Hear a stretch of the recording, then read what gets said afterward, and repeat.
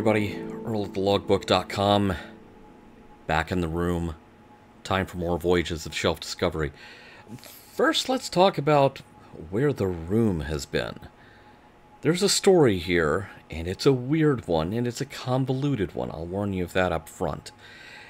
At the beginning of 2023, I was notified by the people who had just bought out the whole nest of duplexes where I live in one unit, obviously.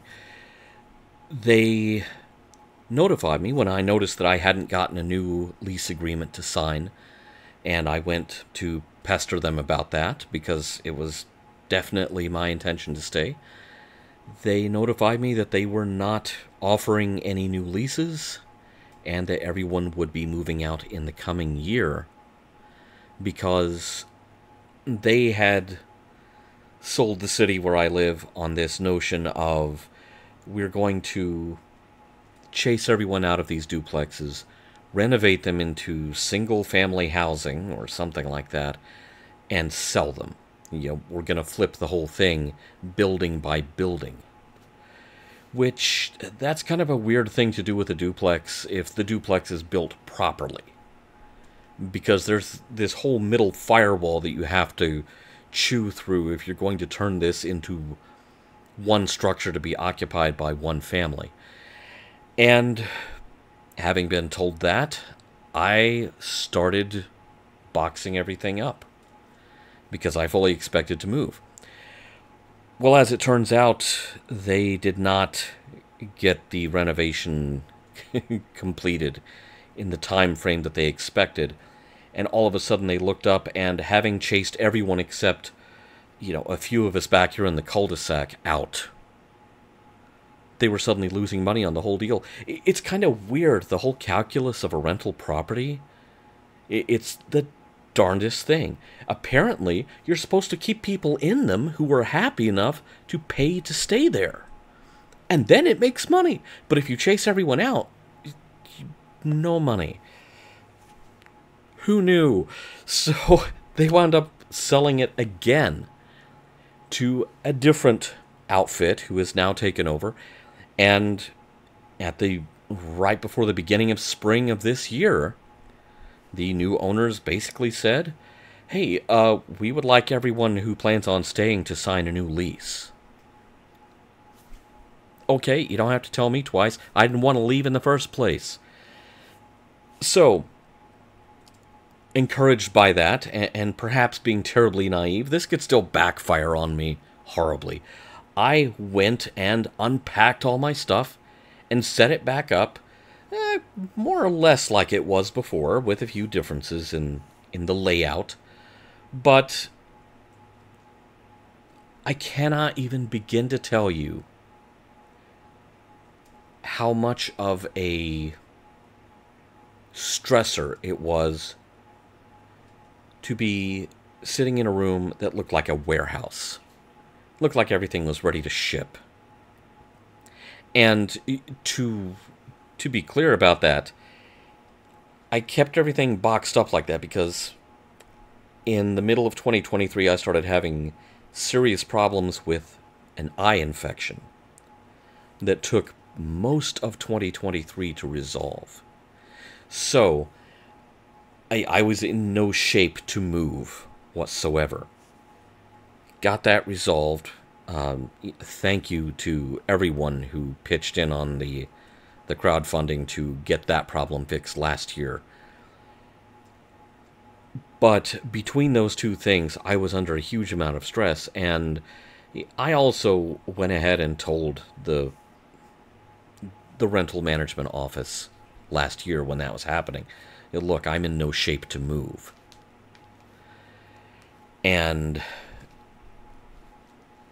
I never got a notice to vacate, so here I stayed in my room full of boxes, although that was not fun. Any of you who have watched Fossils for about the past year, you remember there was quite a long stretch where it was Box City back here, and it was not set up like this, with the collection, and with the lights, and with the racks that everything's on, that prevent any of this from making a single mark on the wall.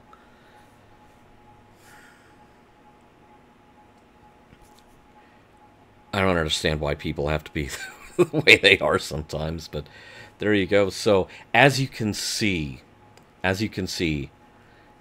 everything is back. The cool stuff is back out. And, things aren't perfect in my life, but it makes me so much happier to wake up and come in here and my happy place is set up. And my mood lighting is set up, which normally is on a very sedate setting, actually. Hate to disappoint you, I'm not in Rainbow Land 24/7. That was really just for the video that I shot here, to kind of show you around the room, let you see the stuff that's in here. I'm just happy to have it all back. I'm so happy to have things back where they were, and have everything back out on display. This is me. This is, without going into a whole lot of detail, childhood kind of got cut a little bit short for me. And so this has kind of been my response to that. It's like, oh no, we're doing childhood again while still being a functioning adult.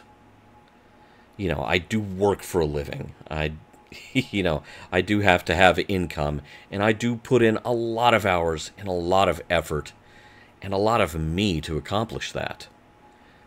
A lot of the stuff that's on display in here, I have had for a very long time. So it's not as if I've gotten all of this in just the past couple of years either. Yeah, I have added to it occasionally as budget allows, but a great deal of this stuff I have had for a very long time.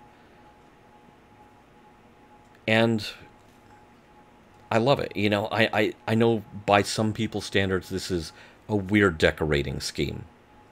Okay, that's fine. I hear you. But for me, this is kind of my happy place. I talked about this in the podcast once.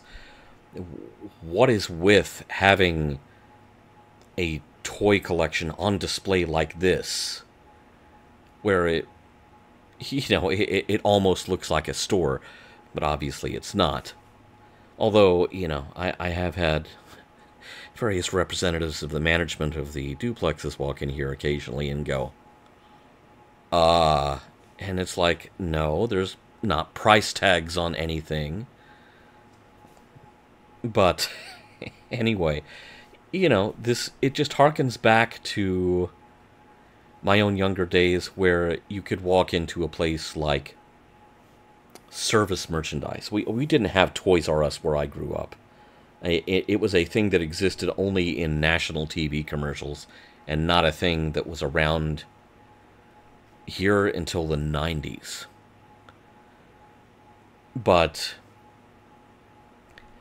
just kind of having it set up and remind myself of those days when, you walked into a place and, oh my gosh, they have everything. Obviously, I don't have everything. I don't think there is a complete collection of any one thing in this room. Well, maybe a couple of things. But for the most part, it's just not really smoke and mirrors, but it's there to give you kind of the representative cross-section. It's there to give the impression of those days. And you could walk into that store that seemed like they had it all. And it was like, oh boy, I'm taking a new friend home from this trip. Well, obviously that's not happening. It's all here. It's already mine. I get to keep it. So it's a bit of an illusion, but it's a fun one. It was one of the biggest thrills of my youth to walk into a place that was set up like this. The only thing that would make it better was if this was a much bigger building that somehow still cost the same amount to rent, and there was like an adjoining arcade. That would be the only thing that would make it better. But for now, this is my happy place. My happy place is back. The room is back. And now you know why the room was gone for a while. I'm in the same place. It's the same stuff. It's just I thought I was going to have to leave, and then all sorts of things happened and made that an even, added even more stress to the pile. And I'm glad that's over. I'm really glad that part is over. So that being said, I'm going to try to bring back Voyages of Shelf Discovery on at least a semi-regular basis. We'll look at some of the cool stuff in here. Obviously you can see there's lots of cool stuff to talk about. And get to talk about it, at our leisure. And talk about my personal history with it. Talk about the history of it as a product. Because I have also worked in graphic design and product packaging in the past. And so the other thing that this happy place of mine is that I don't think anyone realizes is it's kind of a live lab of branding that has worked and branding that hasn't worked. There are specimens of both. And I always find it very inspirational to kind of, turn around, walk the room, remind myself of that. What made the greats in product packaging and what didn't? So there are perfectly reasonable adult motivations to have this too, however unconventionally it's set up. So we're back, thankfully, and thank you for watching. Thanks to my Patreon people. I don't give them enough shout-outs in the videos. I mean, they're always in the end credits. I'm very grateful to them for continuing to support me. Maybe you want to join them. That's up to you. The Patreon and Ko-fi addresses are... Oh, they're in this little thing up here, this little TV. Punch those in. You can join the crowd. The few, the proud, get access to the Discord, which is only for Patreon supporters, and join us. And even if you don't do that, you're still welcome to join me as I explore this stuff.